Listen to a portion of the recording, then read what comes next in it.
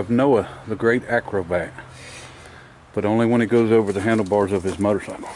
Yeah. So we are pulling the beautiful green spark plug wires. They will no longer be with us. Noah, you can put them on your truck. I was actually about to go do that right now. Okay. And we've got new spark plugs, but before we do any of that, we're going to go ahead and make an adapter to, you missed a couple of washers there, Noah, or a washer, a couple washers. There's one in that third hole, fourth hole. So we're going to make something to do a compression test on this thing. And that's a 7/8 thread.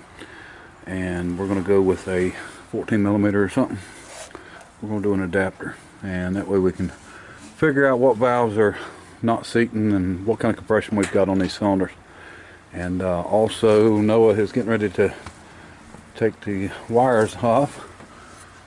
Figure out how that comes off and out to go ahead and put new wires on it, which is going to be a big pain in the buttocks. It looks like we may have pull the intake off just to get to do new plug wires. I don't know, or maybe we can figure out, leave it in there and see if we can pull them through. Okay, so we're going to do a compression test, and then we're probably going to roll this out and get everything cleaned up and pressure washed, and get some stuff taped off and all that, where we can not get any water in anything. So that's what we're fitting to do. All right. Okay, folks. So here's what I've done. I took a two-piece spark plug, that a C4 Champion actually, and took it apart, and then I just drilled it and tapped it with 14 millimeter. I think it's 14-125 threads, and that way I could go inside and screw the compression tester to it, and then now it works as an adapter to go to the 7/8 threads that we need. So now we can check compression. Alright, I guess we'll start with number one. I'm afraid number one is going to be the one with not much or if any compression. The reason I say that is because when we pulled the plug out, it was mighty clean looking. Wasn't black like it hadn't been running. So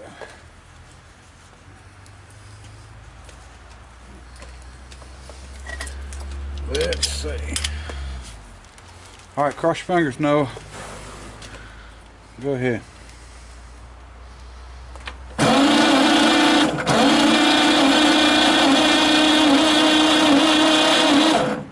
So we got about 50 pounds. It's a little under 50 pounds, so we know that that's not going to jive. So what I want to go ahead and do before we even move on to the next cylinder is I want to do a wet test on it. We're just going to put a cap full of oil in it and see if it comes up.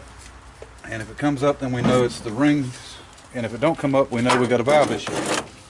So let's get some oil and we'll try that. All right, we just got a cap full. Kind of hard to miss that big hole there, but I can do it. Still managed to. I managed to a little bit. Oh. All right.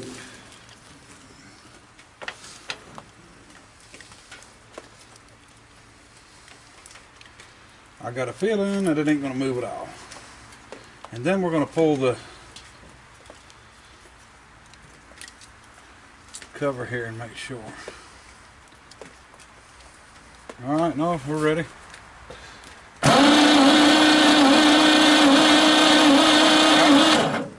Stayed exactly the same. So it's not a ring issue, it's a valve issue. So, which I don't surprise me at all. And we're going to check, make sure there's not a valve that's trying to stay open. I mean, yeah, stay open a little bit. All right, roll it over a little bit. Let me see. Make sure this one. I think this was one of the stuck ones. That one right there, isn't it? Ooh, tap it again. This one's feeling kind of tight. I don't know why. Tap it again. Go again. Alright, there's loose. Either way, I'm going to loosen up that lash a little bit and just see if it increases at all. Alright, roll it up. You ready? Yep.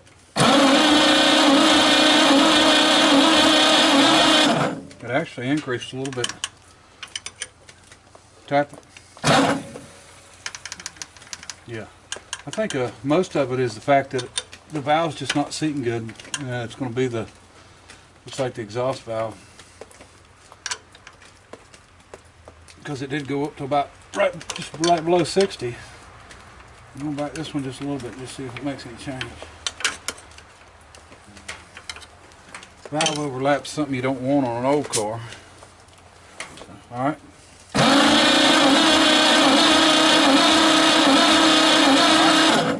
Believe it or not, it jumped up to 65. Well, almost 70.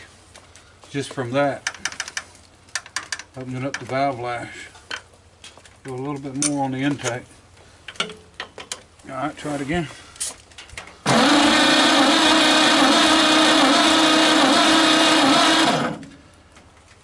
I guess that's 75 PSI, which is really not enough, but it definitely tells me that we've got valve issues.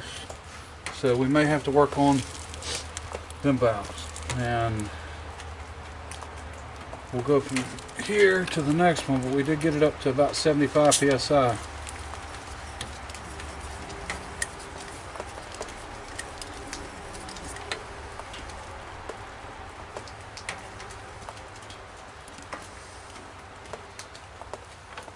One thing we're going to really have to do is get all this grease and oil and gunk cleaned out around these fins so this thing will cool good. Alright, cylinder number 2, Noah. Whenever you're ready. Alright, we've got a whole 30 PSI, a little less than 30. And this was the other one that the valve was sticking on.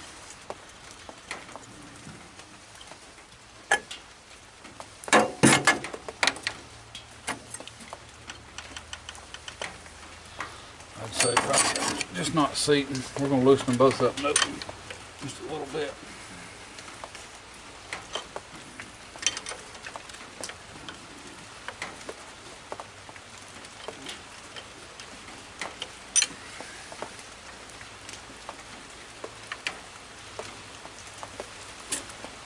All right.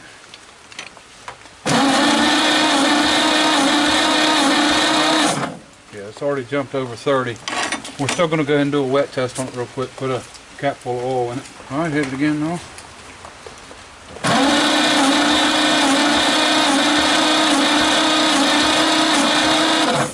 It's just a little bit over 30, so we're really not getting anywhere with it.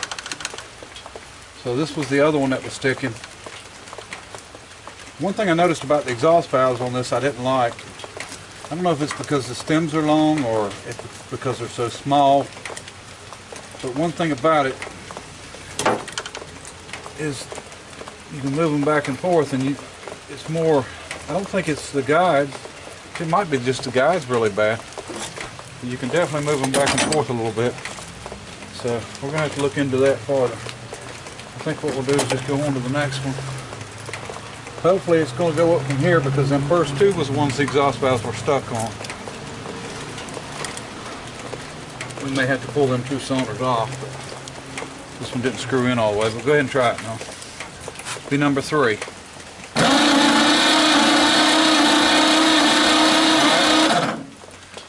30. Alright, now crank it over. Let's see what we've got on number 4.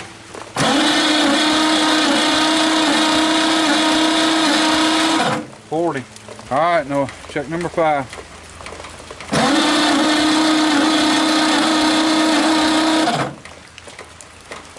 About 40, 45. According to this compression tester, it shouldn't even be running. Do you think the gauge is messed? No, I don't know what the issue is. Try it again.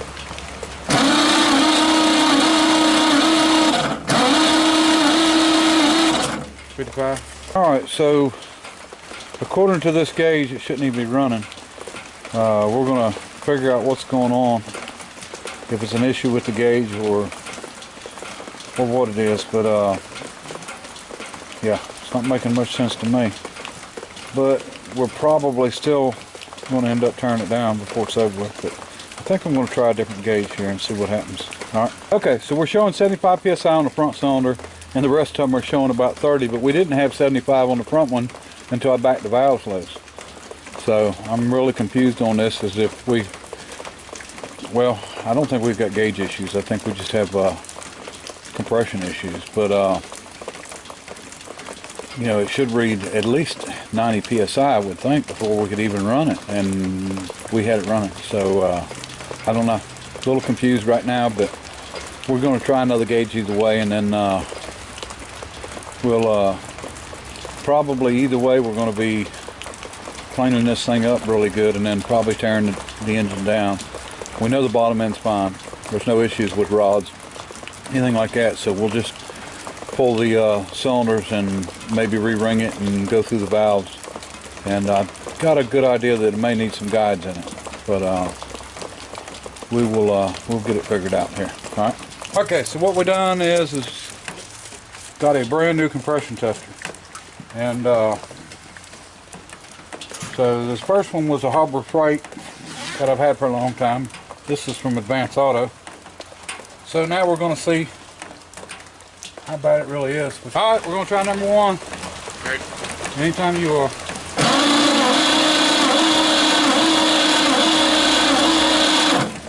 Same thing, 75. All right, number two.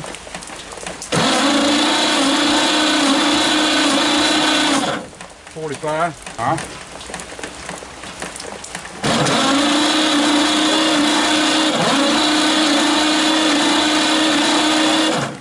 30. All right.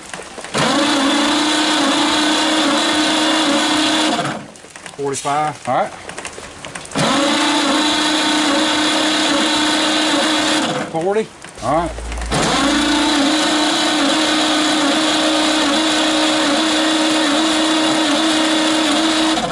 'So about 55. So in all actuality, it shouldn't have been running, but it was. It's raining bad today, so we're not going to work on it yet, but we're going to get all the plugs in it, get it sealed off good, and we're going to do some really good cleanup, pressure washing, and putting some engine cleaner or something on it, try to get all that, as much out of the pins as we can.